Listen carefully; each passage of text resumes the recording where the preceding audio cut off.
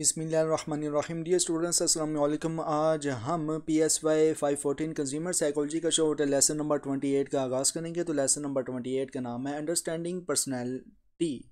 Chapter 5 individual determinants of consumer behaviours के नाम से है। तो कंज्यूमर ऑफ चैप्टर नंबर 5 जो कि लेसन नंबर 28 में एग्जिस्ट है, शामिल है।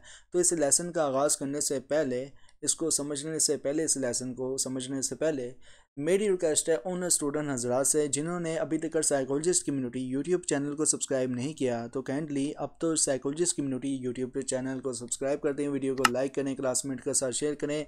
और अगर आप मॉडर्न और इस्लामिक साइकोलॉजी के हवाले से जानने में इंटरेस्टेड है तो inner Psychoflix YouTube channel powered by psychologist community, इसी वीडियो के डिस्क्रिप्शन में आपको इनर साइकोफ्लिक्स यूट्यूब चैनल का लिंक मिल जाएगा। तो काइंडली आप इनर साइकोफ्लिक्स यूट्यूब चैनल को सब्सक्राइब कीजिएगा स्टूडेंट्स। और अगर आप इंस्टाग्राम, टिकटॉक और ट्विटर और फेसबुक में भी फॉलो करना चाहते हैं तो इसी वीडियो के डिस्क्रिप्शन में आपको इंस्टाग्राम, टिकटॉक और ट्विटर और फेसबुक का लिंक मिल जाएगा। तो काइंडली आप हमें फॉलो भी करें स्टूडेंट्स। और अब लेसन के आगाज़ में सबसे पहले अगर बात की जाए contents of the chapter number 5 में क्या क्या शामिल है। पर्सनैलिटी शामिल है और the nature of the personality, theories of personality, Freudian theory, trait theory, brand personality, self and self imaging. अच्छा, ये जो है ना सारी चीज़ें अगर मैं इनको बताने लग गया और इसके बारे में समझाने लग गया एक एक पॉइंट को लेकर, तो फिर लेसन जो है वो 3 घंटे तक पहुंच सकते हैं या 3 घंटे से भी ऊपर। तो लिहाजा इन पॉइंट्स को तो मैं छोड़ देता हूँ, क्योंकि ये तो कंटेंट्स ऑफ चैप्टर नंबर 5 जो है ना इतना इंपॉर्टेंट नहीं है ओवरऑल लेसन नंबर 28 के अंदर इन द स्टार्टेड। अब मैं डायरेक्ट आता हूँ अंडरस्टैंडिंग पर्सनैलिटी की तरफ। तो इसमें आप स्टूडेंट्स को बताया गया है कि ये चैप्टर ना पर्सनैलिटी और इसके ना कंज्यूमर बिहेवियर्स पर ना इन्फ्लुएंसेस को समझाने की कोशिश भी करता है। हम समझने वाले हैं कि किस तरह से पर्सनैलिटी कंज्यूमर्स की चॉइसेस को ना अफेक्ट करती है ओवरऑल।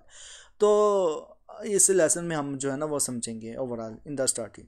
आपको मैंने ये भी बता दिया। अब सबसे पहले अंडरस्टैंडिंग ऑफ पर्सनैलिटी में हम ये देखेंगे कि पर्सनैलिटी का मतलब होता है कि वो खुसूसियात जो हर इंसान को ना दूसरों से ना अलग बनाती है। पर्सनैलिटी को ना समझने के लिए कुछ इंपॉर्टेंट पॉइंट्स हैं जो हम आगे डिस्कस करेंगे। नंबर 1 पे है मिसाल के तौर पर मेरा भाई हमेशा से ना अलग होना चाहता है जब वो पैदा हुआ था। नंबर 2 पे जो मिसाल है नदीम का ना अप्रोच ना हमेशा अग्रेसिव रहता है। नंबर 3 पे सारा कभी भी ना सब्र सीख नहीं सकती।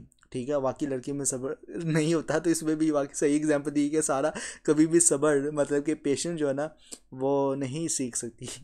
आगे मज़ीद बताया गया कि ये स्टेटमेंट्स जो है ना ओवरऑल जो हमने पढ़ी है, ये स्टेटमेंट्स ना हमें ना ये बताती है, ये दिखाती है कि हर इंसान की पर्सनैलिटी ना अलग होती है। हर इंसान का ना अपना तरीका होता है और सोचने का और चीज़ों को देखने का। मार्केटर्स का काम क्या होता है? मार्केटर्स का काम होता है कि वो ना कंज्यूमर्स की पर्सनैलिटी को समझ कर ना इनको अपनी एडवर्टाइजमेंट के थ्रू ना अट्रैक्ट करें। मार्केटर्स अपनी ना एडवर्टाइजमेंट्स में ना पर्सनैलिटी का अपील देख कर ना प्रोडक्ट को ना बेचते हैं। मिसाल के तौर पर किस टाइप की प्रोडक्ट को, जैसे कि पर्सनैलिटी की अपील देकर जो है प्रोडक्ट को बेचते हैं। मिसाल के तौर पर we are all created equal but after that it's up to your.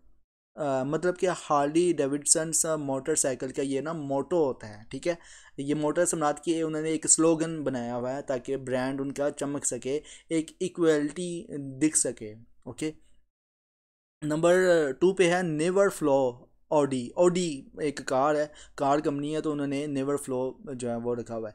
और नंबर 3 पे है for those who considers conformity as serious road hazards. और ये सब 97 एक्स सब कार्स ने ये स्लोगन रखा हुआ है अपना एक ब्रांड का एक चलाने के लिए। और नंबर 4 पे है इम्पॉसिबल इज़ नोथिंग, ये एडिडास का है। ठीक है, और एडिडास की जो घड़ियाँ मुझे बहुत अच्छी लगती हैं ओवरऑल।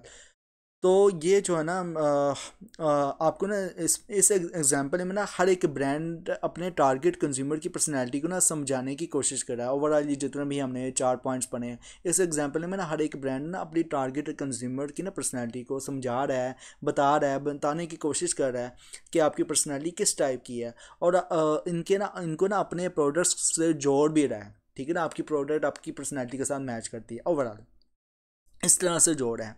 और मज़ीद आपको ना व्हाट इज़ पर्सनैलिटी के हवाले से बताया गया है। मतलब ये कि पर्सनैलिटी क्या है, जो स्टूडेंट्स पढ़ चुका हुआ है PSY 405 ईजिली अंडरस्टैंड कर लेगा कि पर्सनैलिटी क्या है, व्हाट इज़ पर्सनैलिटी। और पर्सनैलिटी को ना डिफ़ाइन करते हैं ना हम ये कह सकते हैं कि ये एक ना इंसान के अंदर की साइकोलॉजिकल करैक्टरिस्टिक्स है जो ये डिटरमाइन करती है कि वो ना अपने इन्वायरमेंट में किस तरह रिएक्ट करेगा। इसमें ना कुछ चीज़ें शामिल होती हैं। नंबर 1 पे है कि इनर करेक्टरिस्टिक्स, ठीक है। इनर करेक्टरिस्टिक्स के बारे में बात की जाए तो ये वो खुसूसियात होती है जो इंसान को ना दूसरों से अलग करती है, जैसे कि ट्रेड्स या मैनरिज्म्स और हैबिट्स वगैरह। पर्सनालिटी एंड कंज्यूमर बिहेवियर्स में आप स्टूडेंट्स को बताया गया कि पर्सनालिटी का कंज्यूमर्स बिहेवियर्स पर ना काफ़ी इफेक्ट होता है। अगर एक कंपनी अपने टारगेट कस्टमर्स की पर्सनालिटी को ना समझ ले तो ना क्या होता है कि वो अपनी मार्केटिंग स्ट्रेटजी को ना इनकी पर्सनालिटी के ट्रेड्स के हिसाब से ना टेलर्स कर सकती है। इससे ना मार्केट सेगमेंटेशन का ना काफ़ी फ़ायदा भी होता है। The nature of a personality में आप स्टूडेंट्स को बताया गया है कि पर्सनैलिटी के ना कुछ इंपॉर्टेंट पॉइंट्स हैं। नंबर 1 पे है कि इंडिविजुअल डिफरेंसेस हैं। मतलब ये कि पर्सनैलिटी रिफ्लेक्ट इंडिविजुअल डिफरेंसेस। मतलब ये कि हर इंसान की ना पर्सनैलिटी हर इंसान की ना हर इंसान की पर्सनैलिटी अलग होती है। अच्छा, मैं इस वाले स्टूडेंट्स बात कर रहा हूँ क्योंकि इसमें ना तो अलग से पॉइंट दिए गए हैं। मतलब ये कि personality reflect individual differences, personality is consistent and enduring, personality can change. तो मैं यहाँ से डायरेक्ट इस वाले पॉइंट पे आ गया।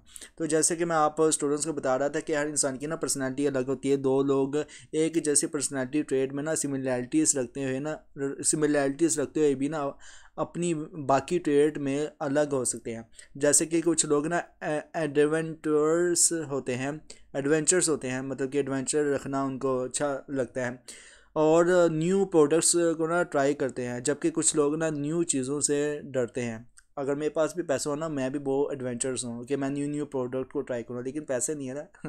अच्छा, आगे मज़ीद है पर्सनैलिटी कंसिस्टेंट एंड एंड्यूरिंग। इसमें आप स्टूडेंट्स को बताया गया कि पर्सनैलिटी यूजली ना कंसिस्टेंट होती है। मतलब ये कि अगर किसी कंज्यूमर्स की पर्सनैलिटी एक तरह की है तो वो ना अपनी लाइफ के कई ईयर्स तक वैसा ही बिहेव दिखाएगा।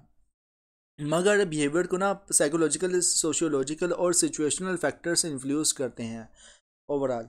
अब आते हैं पर्सनैलिटी कैन चेंज की तरफ। तो पर्सनैलिटी वक्त के साथ ना चेंज भी हो सकती है। जैसे कि अगर किसी इंसान की ज़िंदगी में कोई बड़ा इवेंट होता है जैसे कि शादी या बच्चा होना, तो इसकी ना पर्सनैलिटी चेंज हो सकती है और ये चेंज ग्रेजुअल भी हो सकता है। जैसे कि पहले जो ख़वातीन काफ़ी ट्रेडिशनल थी, अब वो ज़्यादा मस्कुलिन हो गई हैं। मतलब ये कि टाइट शाइट कपड़े पहनना और अपने जो है छोड़ो, अब क्या कहना। थ्योरीज ऑफ पर्सनैलिटी में आप स्टूडेंट्स को बताया गया फ्रीडियन थ्योरी ऑफ पर्सनैलिटी के हवाले से। तो इसमें आपको बताया गया कि नंबर 1 पे फ्रीडियन थ्योरी ऑफ पर्सनैलिटी में कि सिगमंड फ्राइड का ना थ्योरी ये कहती है कि इंसान के ना सबकॉन्शियस माइंड में ना कुछ बायोलॉजिकल ड्राइव्स होती हैं जो इसके ना बिहेवियर्स को ना इन्फ्लुएंस करती है। और इन्होंने ना ये भी बताया कि पर्सनैलिटी ना 3 पार्ट्स पर ना डिवाइड होती है। नंबर 1 पे है इड, मतलब कि कॉन्स्टिट्यूएंट्स ऑफ पर्सनैलिटी कितने पार्ट्स में डिवाइड होती है? 3 पार्ट्स में, ठीक है। इड, ईगो और सुपर ईगो। इड में आपको बताया गया कि इड वो पार्ट होता है जो बेसिक नीड्स को ना फुलफिल करने की कोशिश करता है, जैसे कि भूख या प्यास। ये अपनी खुशी के लिए ना किसी भी चीज़ को ना चाहने की इम्पल्सिस ड्राइव करता है। मतलब ये कि ख्वाहिश जो है वो डालता है इड। सुपर ईगो में ये होता है कि सुपर ईगो एक मॉरल कंपास होता है जो इंसान को ना ये बताता है कि क्या चीज़ें सोशली एक्सेप्टेबल है और क्या नहीं, और ये एक तरह का और ये ना एक तरह का ब्रेक का काम भी करता है जो इम्पल्सिव बिहेवियर्स को ना रोकता है। ठीक है। ईगो ये होता है कि ईगो वो पार्ट होता है जो रियलिटी को ना समझने की कोशिश करता है। ठीक है। और अपने डिज़ायर्स को ना सोशली एक्सेप्टेबल तरीके से ना पूरा करता है, और ये ईड और सुपर ईगो के बीच का बैलेंस बनाता है ओवरऑल। इस तरह से ना पर्सनैलिटी को ना समझना और उससे रिलेटेड फैक्टर्स को ना समझना मार्केटिंग और कंज्यूमर्स बिहेवियर्स को ना समझने के लिए बहुत ज़रूरी है स्टूडेंट्स ओवरऑल। इस लेसन नंबर 20 जो है ना वो 8 में यही बताया गया था आप स्टूडेंट्स को। तो लेसन कैसा लगा है कमेंट्स में लाजमी बताएं। अब एग्जाम पॉइंट ऑफ व्यू से मैं आपको बता दूं क्या क्या आपसे पूछा जा सकता है। ईगो और सुपर ईगो ये तो अब आप स्टूडेंट्स के लिए हलवा हो जाना चाहिए, क्योंकि आपने शुरू से लेकर एंड तक ईगो सुपर ईगो, ठीक है, कॉन्शियस माइंड अनकॉन्शियस माइंड और प्री कॉन्शियस या सब कॉन्शियस माइंड के बारे में आपने जो था वो बहुत ज़्यादा पढ़ा था। तो लिहाजा अब आपकी फिगर हैंड्स मतलब कि हाथ की उंगलियों में ये जो है वो ईज़िली बैठ जाना चाहिए, आपको इजीली याद हो जाना चाहिए। मेन चीज़ आते हैं अंडरस्टैंडिंग पर्सनालिटी की तरफ। तो इसमें आप स्टूडेंट्स से ज़ाहिर सी बात है कि मार्केटर्स जो होते हैं वो कंज्यूमर्स की अपील्स के लिए क्या इस्तेमाल करते हैं कि एक तो पर्सनालिटी उनकी इन्फ्लुएंस हो सके थी। ज़्यादातर जो है ना मार्केटर्स यही करते हैं, और मार्केटर्स की कंज्यूमर मतलब कंज्यूमर की पर्सनालिटी को अपील्स किस तरह से करते हैं, मुतासर किस तरह से करते हैं, कुछ ऐसे डिज़ाइंस क्रिएट करते हैं जो उनकी पर्सनैलिटी के साथ मैच करें। और ये एग्जांपल्स भी जो दिए थे ये डिफरेंट कार्स के, ठीक है, ऑडी के, एडिडास के भी दी थी एग्जांपल्स, और ये साब जो 97X सब जो कार्स है उसकी भी एग्जांपल दी गई थी। और व्हाट इज़ पर्सनैलिटी, पर्सनैलिटी क्या है, इसकी डेफिनेशंस भी इंपॉर्टेंट है। इनर साइकोलॉजिकल करेक्टरिस्टिक्स क्या होते हैं, बहुत ही इंपॉर्टेंट है एग्जाम पर से। और पर्सनैलिटी एंड कंज्यूमर बिहेवियर्स के बारे में बात की जाए तो प्रोडक्ट चॉइसेस जो होती है वो ज़्यादातर पर्सनैलिटी के मुताबिक होती हैं। ठीक है। और इसमें यही होता है कि आप करेक्ट पर्सनैलिटी को करेक्टराइज करते हैं, एसोसिएट करते हो बिहेवियर कंज्यूमर का जो बिहेवियर होता है उससे रिलेटेड। ठीक है। और इसमें नेचर ऑफ पर्सनैलिटी किस तरह से होती है, मतलब कि रिफ्लेक्शंस के दौरान ये कि इंडिविजुअल डिफरेंसेस देखा जाता है, कंसिस्टेंट एंड एंड्यूरिंग देखा जाता है, और car change can change, personality अगर चेंज होती है तो उसके मुताबिक भी जो है ना वो प्रोडक्ट को डिज़ाइन किया जाता है ओवरऑल।